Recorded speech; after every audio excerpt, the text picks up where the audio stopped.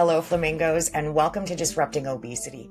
I'm Charlotte Skanes, and I lost over 200 pounds without surgery, without fads, and without hating myself through the process. I'm here to help you unlearn what the diet industry has been feeding you and to talk about what it actually takes to lose weight and keep it off.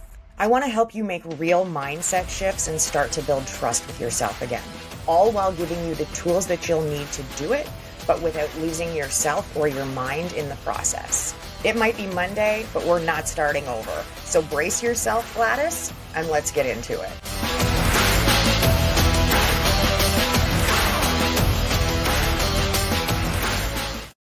Hello, flamingos, and welcome to episode 107. We are still working our way through the 101 WLTs. I'm really excited about it. Today, we have two groups of things that are connected and one thing that stands on its own. And I feel like if I can get through, there's 6 of those, and if I can get through all of them, we're going to be doing well. So we're just going to get right to it. No preamble. Let's go. Number 54. And we're going to talk about 54 and 55 at the same time, actually.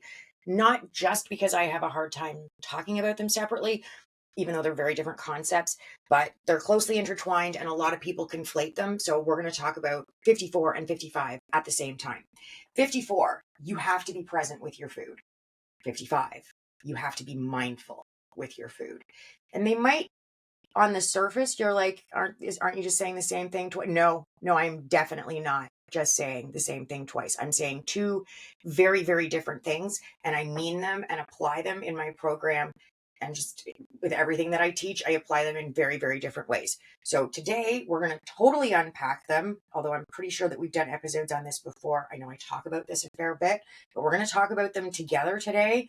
And yeah, you're going to see. Okay. 54, you have to be present with your food. By you have to be present with your food, I'm looking at the super, super concrete aspect of eating. Guess what 55 is about? You have to be mindful about your food. That's all about the not physical, concrete stuff about food. Okay. But being present is, you need to be paying attention to what you're eating. How does the food taste? What does it look like? What does it feel like in your mouth? How does it sound? Because that one, I think, nobody ever talks about, but we definitely have a relationship with the way that food sounds when we're chewing it. And I know that sounds like super gross or whatever, but stop and think about it and pay attention to it the next time that you're eating something, like something super crunchy. There can be something really enjoyable about that, or something that's really chewy. They're very different experiences. So you want to be paying as much attention as you can to the food that you're eating. And you want to be doing that for a bunch of reasons. But the most important one is your overall satisfaction. And I don't just mean I feel satisfied with the food that I'm eating while I'm eating it and immediately after I eat it. I mean long-term satisfaction. I mean, you eat your dinner at 5 o'clock. How are you feeling at 8? That type of satisfaction. That's what we want to look at. And the reason you want to pay super close attention to the physicality of your food, to the texture, the flavor, all of the stuff about it, is because you want to create as many memories of eating the food as you possibly can. You want your brain to have something to look at later when maybe you're still physically full, but this is the time of day that, you'd emotionally eat. So your body and your brain start coming up with reasons to talk you into going and getting that food. The more reasons you give them not to talk you into going and getting more food, the less likely you'll be to go get more food. That is the type of satisfaction that I'm talking about here. Why are you eating what you're eating? And I don't mean the deep-seated stuff, the food map stuff that I talk about a lot. No, I mean just basically, why did you pick that? Why are you eating tacos? Are you enjoying them because they're crunchy, because they're salty, because the cheese it melted a little bit and it's kind of stringy and gooey? Like what's the deal? What is it about it that you're enjoying? Is it the contrast between the hot flavors of the meat and the cool creaminess of the sour cream cilantro sauce? Like, what is it about the actual food that you're eating that's making you want to eat it and making you want to keep eating it? Why did you choose it? What are you enjoying about it? And what's going on in your mouth while you're eating it? These are the type of questions I want you to be asking yourself and thinking about while you're eating. That's being present with your food, being actually present with the actual food itself. We're not just sitting there mindlessly munching and watching whatever's on the TV and not even thinking about the food that goes into our mouth. Because if you're not paying attention to the food in your mouth, you're just going to end up more hungry later. I can't, there's nothing I can do to change that for you. It's just a reality. And I think we've all been there. You're sitting there, you got a really good movie on, or, you're playing a really cool game, whatever, and you got the bowl or the bag of chips beside you. And the next thing you know, you're touching the bottom of the bag going, what the fuck happened? I hardly remember eating those chips. Yeah, that's not great, especially when we're talking about something as high volume as chips. And I understand that part of emotional eating is getting lost in the food. It's losing yourself to the enjoyment, to the pleasure of the food, as opposed to being all caught up in the feelings and the bullshit and the stuff that you're trying to avoid. I totally get it. But you're trying to change your relationship with food. You're trying to lose the weight to get into a body that's healthier, the body that you want to live in. That's a really good thing to be doing. And this is one of the ways that you're going to help yourself do it. If the food was worth eating in the first place, it's worth paying attention to. Otherwise, why are you eating it? So what's the other side of that coin? Well, the other side of that coin is that you have to be mindful with your food. What on earth do I mean about that? If you don't mean mindful in the sense that I'm paying attention to the texture and the taste and the way it sounds and smells and the way it looks and all of that stuff, what are you asking me to do here? Okay, cool. What I'm asking you to do is pay attention to what you're telling yourself about the food and about yourself for the fact that you're eating it. If you're sitting there tucking into your, favorite massive meal from Burger King, I'll just use examples from my own life again. I'm sitting there, I've got the Whopper, I've got the poutine, I've got all the stuff that I want, although I'm going to go back for dessert because I don't want it to cool off while I'm eating or melt while I'm eating, depending on what I'm having, but you know what I mean. So if I'm not paying attention to the sweet, sweet deliciousness of my Whopper, what do you want me paying attention to? Well, I want you paying attention to the narrative running through your head. If it was myself 300, at 300 pounds, 330 pounds, well, at any of those weights, actually, 280, it really doesn't matter. If it was myself, I would be pleading with myself to stop beating myself up while I'm eating it. Stop telling myself that I'm a bad person because I gave in and I'm sitting there with a Whopper and a poutine. And I know that once I add dessert, it's going to be more calories than I'm allowed for the whole day, which the first time I found that out, I seriously cried, like legit cried. But if I'm sitting there beating myself up the whole time that I'm eating it, I'm not really paying attention to the food either, am I? I'm feeding into this narrative that I'm a bad person for the food choices I make, which has never once helped me make better choices ever, not in my whole entire life. So why am I continuing to break myself down and beat myself up for a choice that I've already made, clearly, because the food's in my mouth? I mean, there's no going back. I'm at Burger King. So why am I beating myself up for that instead of actually paying attention to the food, being present? Okay. So the mindful part of that is that maybe I'm I'm aware of how many calories there are. I've acknowledged how many calories there are because I've tracked my meal in my Fitness Pal. And yeah, it's depressing, but I've tracked it. So now I need to come up with a strategy to deal with this. As opposed to beating myself up, why don't I sit there telling myself, you know what, it's a Whopper. And yeah, this meal's a lot of calories, but I'm going to find a way to make this work. And I want to be paying attention to the way that the Whopper makes me feel. I'm eating the Whopper in this moment at 330 pounds because I'm discouraged or I'm depressed or I'm sad or whatever, or I'm bored, whatever that feeling was, or I might have even been happy. So I'm eating this Whopper, but instead of paying attention to those feelings that I thought I was going to have by eating the Whopper, I'm beating myself up instead. Well, what the hell good is that? What was the point? If I'm going to have the Whopper, I'm going to do it with my eyes open. But I'm not going to sit there and kick the shit out of myself for choosing it. Instead, I'm going to enjoy that Whopper because I really do like them. I think it's a superior burger. So I'm going to enjoy it. I'm going to focus on the crispiness of the lettuce, and I really like the crunchy onion and all of that stuff. But at the same time, I'm going to be thinking, well, why did I choose the Whopper? Well, the Whopper makes me feel happy. Okay, cool. Why does the Whopper make me feel happy? Well, and I can remember going to get them with my dad when I was a kid. And I do have happy associations that run along with it. But if the point of eating the Whopper was to trigger those happy feelings to get me away from whatever other feelings I was trying to avoid, then why on earth wouldn't I let myself live with those happy feelings while I'm eating it? Why wouldn't I sit there and relive those moments with my dad when I was a kid and how massive the burger felt? And, you can picture the whole scene. Like, why wouldn't I choose to relive that instead of beating myself up? Because we're going to bring it back to the satisfaction piece. Because if I didn't allow myself to be mindful and to feel the happiness that the burger normally brings, what am I going to end up doing in 3 hours, ladies? You all know what I'm going to end up doing in 3 hours. If I even make it that far, I'm going to be reaching for something else that's going to make me feel the happiness that I didn't get from the Whopper because I didn't let myself enjoy the Whopper because I was too busy beating myself up for it. You can see the problem here. So what are you thinking about while you're eating? What's running through your mind? What are the things that you're telling yourself and about the food and about the choice that you made while you're eating it? What's going on for you in those moments? That's the type of thing I mean when I say you need to be mindful about your food. You need to be aware of that narrative that you have about what you've chosen and how it makes you feel about yourself, because there is a narrative there. The girl who chose the Whopper was telling herself something about the girl who chose the Whopper while she was eating it. And it wasn't healthy.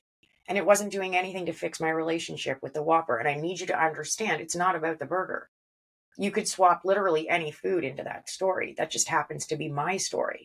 But I could have told you that same story involving sub sandwiches, or I could list off probably a dozen different foods just off the top of my head that I could do that with. My dad's mushroom risotto, s'mores at the campfire. Like, there are so many things, so many things.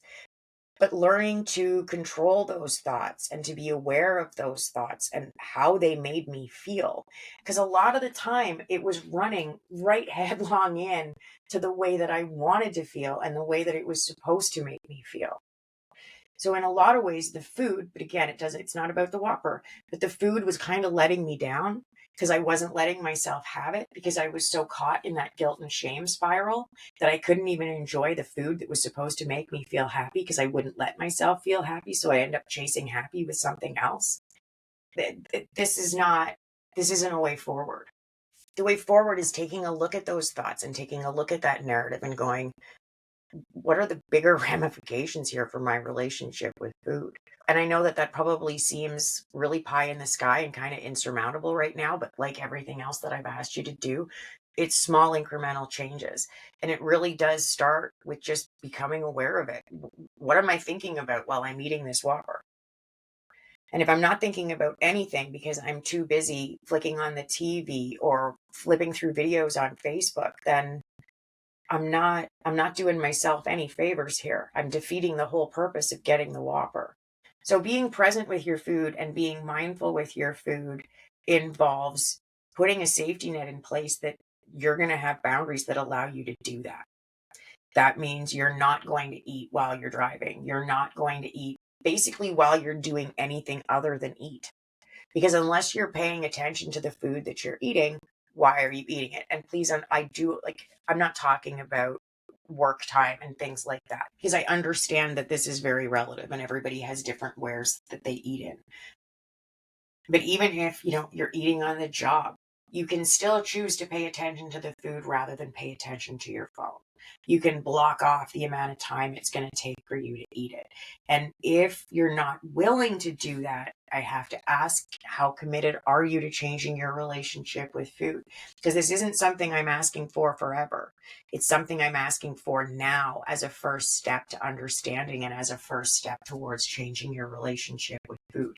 If you want to get where you want to go, it's changes like this, and it's taking moments to just really pay attention for now so that you cannot have to pay such close attention later. It's kind of like a calorie tracking thing.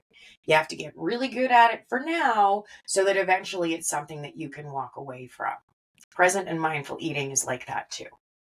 Number 56 is today's standalone, and it is that it doesn't matter how many times you've tried to lose weight before. Past behavior is not an indicator of future success when it comes to weight loss. Something I hear all the time, like pretty much every single day is a variation on the theme. I've tried so many times before that I just know that I'm not ever going to be able to do this. And that's really, I understand why, and I get where it's coming from, because we feel like, and especially if you've lost the weight before and you've gained it back, you hit a point where you're just like, why should I even bother? I'm just going to gain the weight back again. And it makes me feel sad because I understand what it's like to feel that discouraged and to feel like there's no way up and there's no way out, and that you've tried everything and you can't. You start to believe that you can't. You start to believe that, the narrative becomes, well, there are a lot of overweight people in my family. I'm just meant to be overweight. This is my body. It's just the way I am. This is impossible for me. There's no point because I'm just going to gain it all back. And just this really defeating narrative that it doesn't help, but it's really hard to get out of that mindset. And I completely understand that. Please believe me when I tell you that just because you haven't had success with weight loss before, or because you have had success with weight loss before, but then the weight came back on, it doesn't mean you're a failure. And it doesn't mean that you can't still lose the weight. You absolutely can. I thought I had tried everything. I thought I had fallen on my face so many times. There was no hope for me. I felt completely defeated before I even hit 300 pounds. I already thought that I was done for and that there was no way out. And I was absolutely terrified at 25 years old that if I kept going the way I was going to end up bedridden. And I mean, let's face it, I was gaining more than 30 pounds a year and I was 25 years old. I probably would have ended up bedridden, especially after the car accident. I would have been, because I can't even imagine. We had the car accident the year, like 6 months after I hit my goal weight, we got in the car wreck. And I'd been losing weight for 2.5 years. So 30 pounds a year, that's another 75 pounds. So I would have been close to 420 pounds when we got in the car accident. And I really don't know how much worse the damage would have been to my body with that much more weight on it. I really don't know if they would have even been willing to do the spinal injections that got me through the physiotherapy. I have no idea. But I was terrified, and I already felt like giving up before I found out I weighed over 300 pounds, because I actually found that out at an annual physical on my birthday. And it was pretty devastating, and it's not a moment that I have talked about a lot before, because it was it was kind of an earth-shattering moment for me. I mean, I knew I was big. I knew I was in trouble. I kept trying to lose the weight. I kept failing at losing the weight. Nothing was working. I just couldn't get a serious amount of weight off. I could only lose a few pounds at a time, and then it would come back on, and it would have friends, and then I would try something else. And when I got on the scale that morning, and that day I weighed in at 306 pounds, and it was my childhood doctor. He'd been with me since I was 8 years old. And I was embarrassed. I felt humiliated. I didn't know what to do. He didn't say anything, which, what was he going to say, really? But like, there was just nothing. And then several appointments later, when I was over 330, I went in, I made an appointment. I think it was for something else, but I asked him about gastric bypass. And at that time, he told me that I didn't qualify. And I'm honestly not sure that he was telling me the truth in that moment. I think because he'd known me for so long, he wanted to see me try on my own a little bit more before we went that option, because I definitely would have leapt at it. I would have done it. 100% in that despair, and as low as I felt, and just as discouraged as I felt. And I had no belief in myself that I could do it. I had no faith at all that I could pull this off. And he said, no, you don't qualify. You're not big enough. And I kind of went, okay, well, and I think subconsciously I kind of went, I guess I have a choice then. And the choice is, A, I can get big enough that he'll let me have the surgery and then lose the weight that way. Or B, I can figure this the fuck out. And that I mean, obviously you guys know which of those two options that I chose, but I totally understand the allure of gastric bypass. And if I'd been allowed to, I really think I would have done it. I mean, obviously I don't know because I was just told no and had to figure out something else. I didn't ask for a second opinion. I just took no for an answer and kept going. But I really think if he'd said yes that day, I think I would have gone down that road. But I work with women every single day, whether it's through the program or whether it's in the membership or if it's just in my DMs for that matter or my emails. I work with women every day who feel the way that I felt and who don't believe that they can do it. And there's nothing, if I could do this, they can do this. If they can do this, you can do this. It feels like you can't, but you can. And you have to realize too, the diet industry wants you to fail. And I know the commercials and the advertisements and all of that stuff and the influencers, particularly the influencers on this, they want you to think it's your fault. They want you to think that just because you couldn't stick it out on the juice cleanse or you weren't strong enough to stick to a carnivore diet or you just didn't have the willpower for keto. All of that is to put the blame back on you when the reality is that the teas and the shakes and, those miracle supplements that just hold on to fat so you poop it out or don't let your body absorb it or just the blockers and the supplement and all of that shit. None of it works. None of it actually works. So I bought a Thigh Master. So please, I'm not throwing stones here. But they make you think it's your fault when the reality is it was never designed to work in the first place. It doesn't work. And my favorite thing about, and I keep forgetting about this, and I don't think I mentioned it before, but my favorite thing about all of these products, all of them, if you pick up any weight loss tea or weight loss shake or supplement or whatever, they all say lose X amount of weight within X amount of time. And then there's smaller print, which says when coupled with diet and exercise. And that is on, and they'll use different words. They're going to find, with healthy foods. There's all kinds of code with movement. There's all kinds of coded language that they'll use around here. But the bottom line of it is, it says right on the packaging, this shit'll work if you're in a calorie deficit. But they don't actually phrase it that way because the reality is it'll work if you're in a calorie deficit, whether you take their product or not. And that's the part that they don't want you to know.